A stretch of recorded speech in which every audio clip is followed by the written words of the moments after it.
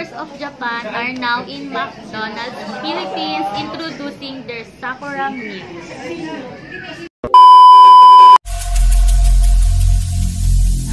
Every single day, I'm gonna make something great. That's my way.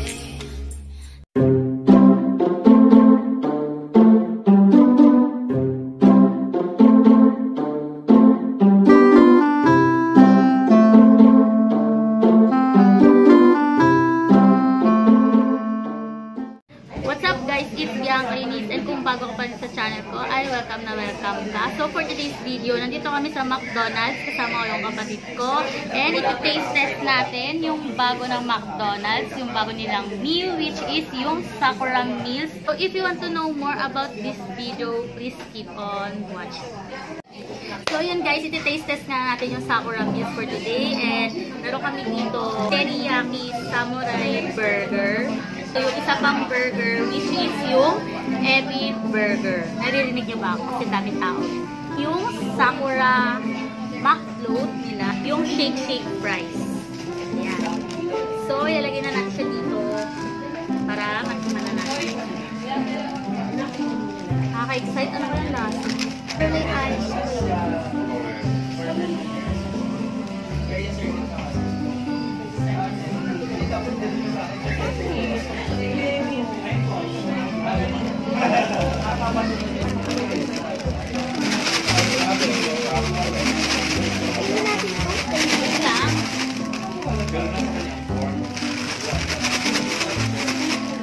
So yun guys, unahin na natin yung shake fries.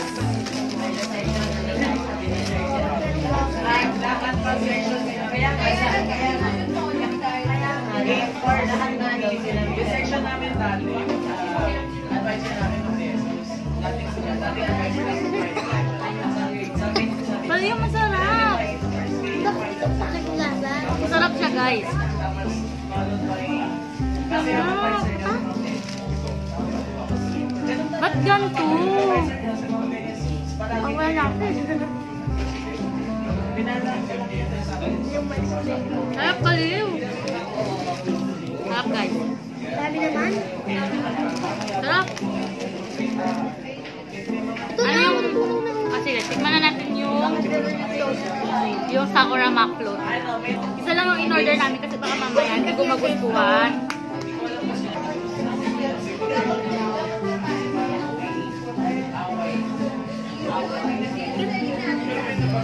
Lang.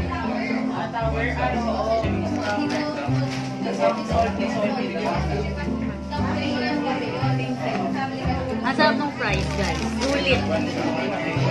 Kaso ang konti lang eh. Diba? Ang konti lang. Sarap. Favorite ko pa naman strawberry. Sarap? Sarap. Hindi ako mahilig sa strawberry pero bet ko naman siya. Para siyang lasang ano, parang lasang frosty. Yung frosty na nasa ano, yung gano'n. Color red. Diba yung frosty, yung nasa plastic, yung parang ice candy. Ay, oo. Diba, kalasa niya yung red flavor nun. Tapos, hindi naman siya parang lasang gamot. Parang masarap nga siya. Masarap. Parang refreshing siya. Yung fries, sarap. You must try it, guys. Sa akin naman itong teriyaki samurai burger, and sa kanya naman yung Ebi Burger.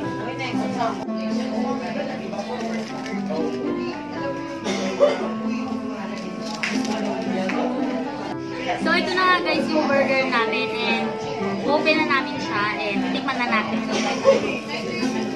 Sa akin na yung teriyaki.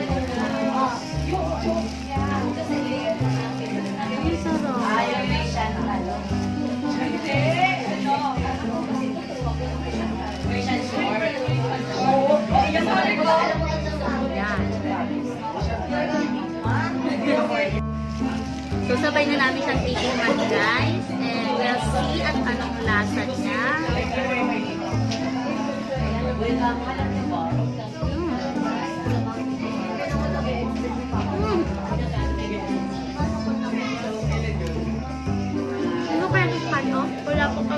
Wala. Hindi din. Ang saucy niya, guys. Look at this. Basta ang saucy niya. Isa pa. Isa pa, ha? Isa pa.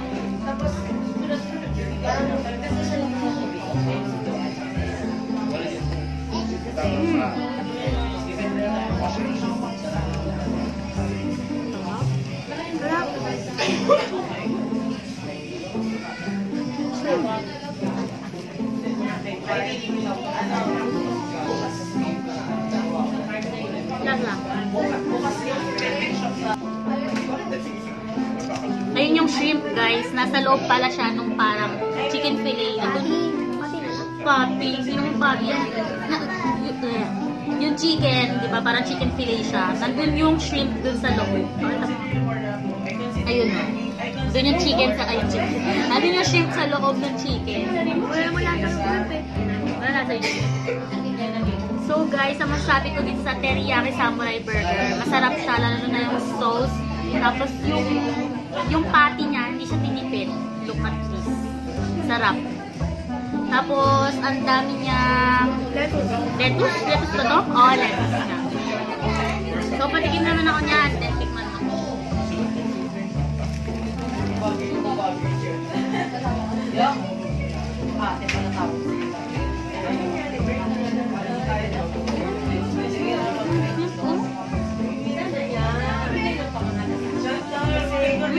Sarap. Crunchy na. Isa pa. Coffee super. Hindi pa. Yung shrimp ko.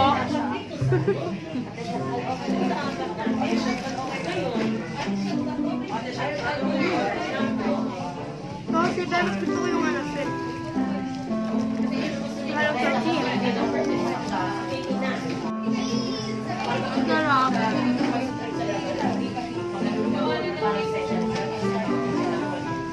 Yung lasa ng shake fries na flavored na nori, Japanese seaweed flavor. Yung amoy niya, guys, ayoko nung amoy niya, pero yung lasa niya, tinikman ko siya, ang sarap pala. Pero hindi ko ma-explain yung kung anong lasa, kung ano yung kalasa, ganun. Basta nagustuhan ko yung lasa niya, guys. Para siyang may mga seaweed na maliliit. Kasi seaweed daw, di ba? Basta masabi ko dito sa shake fries. Masarap siya, pero hindi ko ma-explain yung sarap. Hindi ko ma-explain kung ano yung kalasa niya, kung ano yung kalasa niya na pagkain, gano'n. Kasi hindi pa ako nakatikim ng seaweed. Parang, so, the first time ko ito makatikim ng seaweed flavor, gano'n. Sarap. And dito naman tayo sa Sakura Maklu. Masarap siya, lasa siyang yung frosty nga, yung nandun sa parang ice candy na dalawa siyang gano'n, diba? Yung flavor na strawberry din, which is yung color red. Kalasa niya yun, guys. Kung natikman niyo na yung McFloat ng McDonald's na yung blueberry, yung color blue, diba? Yun. Blueberry ba yun? Basta yung color blue. B-grade yun. May blue, diba, dati sa DC. Kung natikman niyo na yung color blue ng McFloat nila, yun, guys, hindi ko siya nagustuhan. Parang ang cool lang niyang tignan pagdating sa ganito. Ang cool niyang tignan, pero yung lasa niya, nakakasuka, grabe. Parang lasang gamot. Diba? Pero ito, iba siya eh. Parang, may pagkalasa siyang gamot, pero hindi sobra. Parang hindi sobra. Pero konti lang. Sarap. Sarap din siya. Sarap din. Hindi ako strawberry lover, pero nagustuhan ko naman siya. Strawberry talaga. Dito naman sa sweet, guys. Ang masasabi ko dito, magkaiba silang lasa. Kasi ito sauce, shrimp siya. Tapos parang ito konti lang yung sauce. Meron dito mayonnaise. So yun, guys, ang masasabi ko dito sa Teriyaki Samurai Burger ng McDonald's, yung flavors of Japan nila, which is yung Sakura meal. Ang masasabi ko sa kanya is masarap siya. Super good na good yung price niya. Pag in-order mo siya ng a la carte, 125 lang siya. Any of the 2 burger, pag a la carte lang, 125 siya.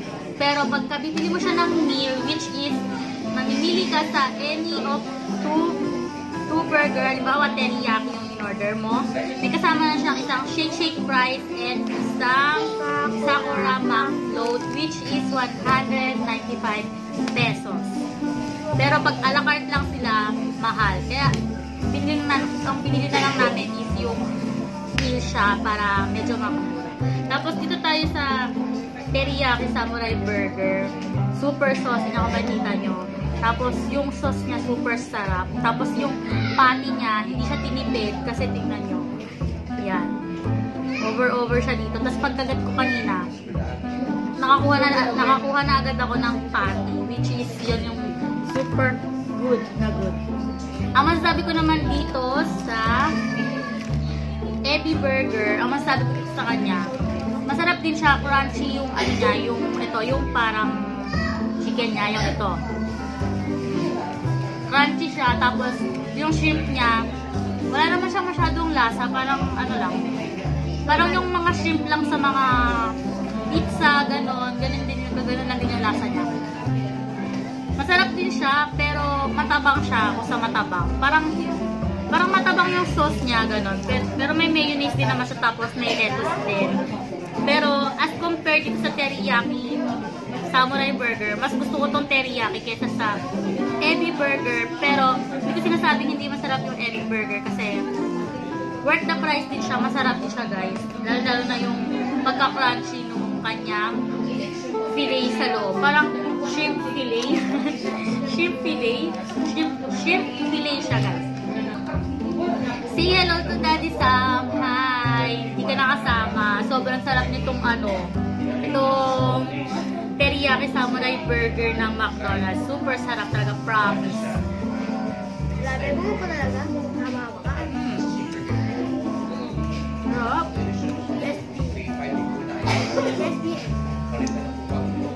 Sarap niya. Super may recommend ko siya sa inyo. Go na sa mga McDonald's branches na malapit sa inyo. And itry nyo na rin itong Sakura meal ng McDonald's. Super worth the price naman. Kahit na mahal siya, 195. For 195 pesos, may isa ka ng burger, may isa ka ng shake fries, and may isa ka ng Sakura Mac Float. Hindi na masama. Siguro yung 195 mo, super sulit talaga, guys. Parang hindi ka na manghihinayang doon sa binayad mo kasi sarap siya. And sulit talaga. Paulit ako sa sulit kasi tingnan mo, ang laki ng patty niya sa loob. So, ayun guys, overall in all, ang binayaran namin, which is, ito, sabihin sa inyo, yung one na value, yung one na meal is 194, which is yung isang burger, isang shake, tapos isang McFloat, 194 siya. Tapos nag-additional kami ng a la carte ng Ebi Burger, which is 125 pesos. All in all is binayaran namin 319 pesos. So, ayun lang guys. Sana nagustuhan niyo yung shinare ko sa inyo for today. And sana nakakuha kayo ng idea kung gusto niyo rin siya i-try. Sabi ko sa inyo, i-try niyo na siya. And kompleto ako sa pag-share sa inyo. Siyempre, sinabi ko rin yung presyo para kung pupunta man kayo, hindi kayo magulat sa presyo niya. Pero worth the price naman ito sinasabi ko sa inyo. Pero hindi ko sinasabi na nagustuhan ko at magugustuhan niyo rin. Siyempre, iba-iba tayo ng panlasa, diba? Pero para sa akin is super sarap niya and mahal siya pero worth the price naman. Diba? So, kung gusto siya i-try, go na guys. So, may shoutout nga pala ako. Shoutout pala kay Althea Paderon. Kayam. Hi Althea. Classmate siya nung kapatid ko dati. Yan, classmate niya. So, yun guys. Sana nagustuhan nyo tong video na to. And kung nagustuhan nyo, don't forget to give it a thumbs up. And kung hindi ka pa nakaka-subscribe dito sa channel ko, mag-subscribe ka na. So, yun lang guys. That's all for today. Thank you for watching. See you on my next video. Bye-bye!